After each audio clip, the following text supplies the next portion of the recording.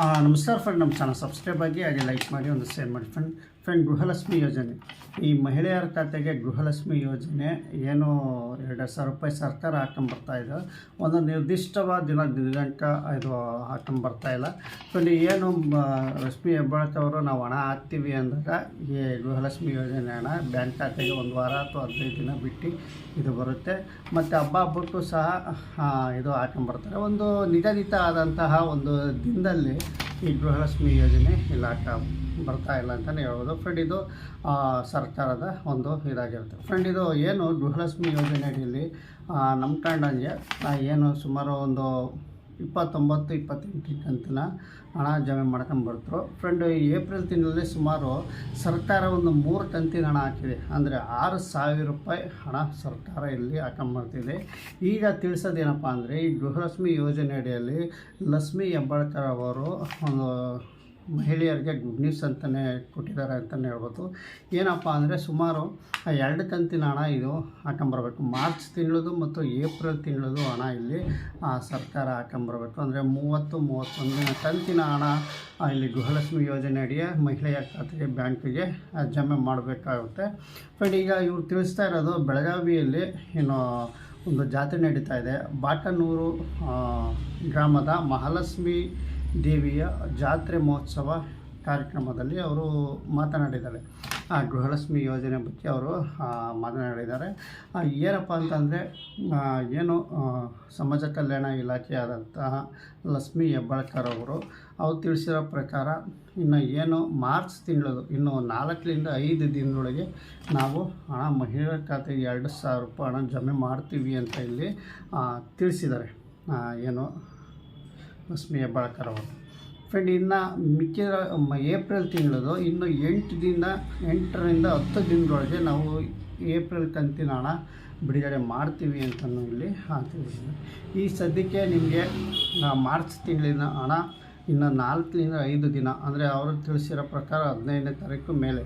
ಈಗ ಗೃಹಲಕ್ಷ್ಮಿ ಯೋಜನೆ ಹಣ ಹಾಕೊಂಬರ್ತಾ ಇರೋದೇ 17 ಮೇಲೆ, 15, 16, 20 ಈ ಥರ ಮೇಲೆ 15 ಮೇಲೆ ಇದು ಗೃಹಲಕ್ಷ್ಮಿ ಹಣ ಮಹಿಳೆಯರ ಖಾತೆಗೆ ಜಮೆ ಆಗೋದು. ಫ್ರೆಂಡ್, ಈಗ ಇದು ಸಹ ಇನ್ನು 2 ಕಂತಿನ ಹಣ ನಾವು ಖಂಡಿತವಾಗಿ ಹಾಕ್ತೀವಿ. ಇನ್ನು 4-5 ದಿವಸದೊಳಗೆ 2,000 ರೂಪಾಯಿ ಹಣ ಮಾರ್ಚ್ ತಿಂಗಳ ಹಣ ಜಮೆ ಆಗುತ್ತೆ ಮಹಿಳೆಯರ ಖಾತೆಗೆ. ಇನ್ನು ಏಪ್ರಿಲ್ ತಿಂಗಳದು ಇನ್ನು 8-10 ದಿವಸ, ಅಂದರೆ ಈ ಮಂತ್ ಎಂಡ್ ಒಳಗೆ ನಾವು 2 ಸಹ ಹಾಕ್ತೀವಿ ಅಂತ ತಿಳಿಸ್ತಾ ಇದ್ದಾರೆ. ಅಂದರೆ 2,000 + 2,000 2 ಕಂತಿನ 4,000 ಈ ತಿಂಗಳೊಳಗೆ ನಾವು ಹಾಕ್ತೀವಿ ಅಂತೇಳಿ ಸ್ಪಷ್ಟವಾಗಿ ತಿಳಿಸ್ತಾ ಇದ್ದಾರೆ ಲಕ್ಷ್ಮಿ ಹೆಬ್ಬಾಳ್ಕರ್ ಅವರು, ಸಮಾಜ ಕಲ್ಯಾಣ ಇಲಾಖೆ ಲಕ್ಷ್ಮಿ ಹೆಬ್ಬಾಳ್ಕರ್ ಅಂತಲೇ ಹೇಳ್ಬೋದು. ಫ್ರೆಂಡ್, ಇಲ್ಲಿ ಏನು ಈ ಗೃಹಲಕ್ಷ್ಮಿ ಯೋಜನೆ ಏನಪ್ಪ ಅಂತಂದರೆ, ನೋಡಿ, ಗೃಹಲಕ್ಷ್ಮಿ ಯೋಜನೆ ಇದು ಸಾಕಷ್ಟು ಮಹಿಳೆಯರಿಗೆ ಉಪಯೋಗ ಆದಂಥ ಸ್ಕೀಮು. ನೀವು ಬಸ್ಸಿಂದ ಆಗಿರ್ಬೋದು ಅಥವಾ ಫ್ರೀ ಕರೆಂಟಿದಾಗಿರ್ಬೋದು, ಹೆಚ್ಚು ಒತ್ತು ಕೊಡೋದು ಅಂದರೆ ಈ ಗೃಹಲಕ್ಷ್ಮಿ ಯೋಜನೆಗೆ ಅಂತಲೇ ಹೇಳ್ಬೋದು. ಯಾಕೆಂದರೆ ಮಕ್ಕಳು ವಿದ್ಯಾಭ್ಯಾಸಕ್ಕಾಗಿರ್ಬೋದು, ಒಂದು ಯಾವುದೋ ಒಂದು ಅವರು ಸಂಸಾರ ಜೀವನಕ್ಕಾಗಿರ್ಬೋದು, ಸುಮಾರು ಜನ ಎಲ್ಲ ಕೂಡಿಕೆ ಮಕ್ಕಳು ವಿದ್ಯಾಭ್ಯಾಸಕ್ಕೆ ಅತಿ ಹೆಚ್ಚು ಬಳಸಿದ್ದಾರೆ, ಬೋರ್ವೆಲ್ ಕಳಿಸ್ಕೊಂಡಿದ್ದಾರೆ. ಈ ಥರ ಒಂದು ಇದು ಹಣ ಬಿಡುಗಡೆ ಆಗೋದು ಒಂದು ಉತ್ತಮವಾದಂಥ ಕಾರ್ಯ. ವಯಸ್ಸಾದವರು ಇರ್ತಾರೆ, ವಯಸ್ಸಾದ ಅಜ್ಜ ಅಜ್ಜಿ ಇರ್ತಾರೆ. ನನ್ನ ಕಂಡಂಗೆ ಆ ಗೃಹಲಕ್ಷ್ಮಿ ಯೋಜನೆ ಅಡಿಯಲ್ಲೇ ಮನೆ ಸಾಕೋರು ಇದ್ದಾರೆ. ಈಗ ಮಕ್ಕಳುಗಳೆಲ್ಲ ಬೆಂಗಳೂರಲ್ಲಿ ಕೆಲಸಕ್ಕೆ ಹೋಗಿರ್ತಾರೆ. ಇವರು ಅಜ್ಜ ಇಲ್ಲಿರ್ತಾರೆ. ಅಂದರೆ ಈ ವಯಸ್ಸಾದವರು ತಂದೆ ತಾಯಿ ಮನೇಲಿರ್ತಾರೆ.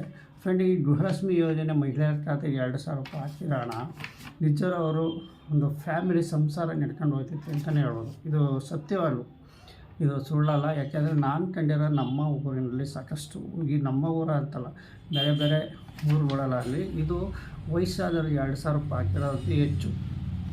ಹಬ್ಬದ ಟೈಮಲ್ಲಿ ಹಾಕ್ತಾರಲ್ಲ, ಅದು ಇಷ್ಟು ಖುಷಿ ಪಡ್ತಾರೆ ಅಂತ ಮಹಿಳೆಯರು, ಅಷ್ಟು ಖುಷಿ ಪಡ್ತಾರೆ. 2,000 ರೂಪಾಯಿ ಸರ್ಕಾರ ನಮ್ಗೆ ಹಾಕೋದ್ರಲ್ಲ ಹಬ್ಬಕ್ಕೆ ಖರ್ಚಿಗಾಯಿತು ಅಂತ. ನಿಜವೂ ಇದು ನಾನು ಸುಳ್ಳು ಹೇಳಿದ ಮಾತಲ್ಲ, ಇದು ನಡೆದಿರೋಂಥ ವಿಷಯ. ಹಾಗಾಗಿ ಗೃಹಲಕ್ಷ್ಮಿ ಯೋಜನೆ ದಯವಿಟ್ಟು ಸರ್ಕಾರದವರು ಒಂದು ಲಿಮಿಟ್ಟು, ಅಂದರೆ ಒಂದು ದಿನಾಂಕದಲ್ಲಿ ಫಿಕ್ಸ್ ಮಾಡಿ ಹಾಕಿದ್ರು ಉತ್ತಮವಾದಂಥ ಈ ಯೋಜನೆ ಕಾಂಗ್ರೆಸ್ ಸರ್ಕಾರಕ್ಕೆ ಒಂದು ಉತ್ತಮವಾದಂಥ ಯಶಸ್ವಿಯಾದಂಥ ಯೋಜನೆ ಅಂತಲೇ ಹೇಳ್ಬೋದು. ನೀವು ಇಷ್ಟು ಯೋಜನೆಯಲ್ಲಿ ಈ ಬಸ್ಸಲ್ಲಿ ತುಂಬ ರಶ್ ಇರುತ್ತೆ, ಅದು ಯೋಜನೆ ಅದೆಲ್ಲ ಕರೆಂಟ್ ಬಿಲ್ಲು ಒಬ್ಬರು ಶ್ರೀಮಂತ ಇರ್ತಾರೆ, ಇದು ಇರ್ತಾರೆ. ಆದರೆ ಇದು ಗೃಹಲಕ್ಷ್ಮಿ ಯೋಜನೆ ಅತಿ ಹೆಚ್ಚು ಬಡವರಿಗೆ ಹೋಗುವಂತಹ ಒಂದು ಸ್ಕೀಮ್ ಅಂತಲೇ ನಾನು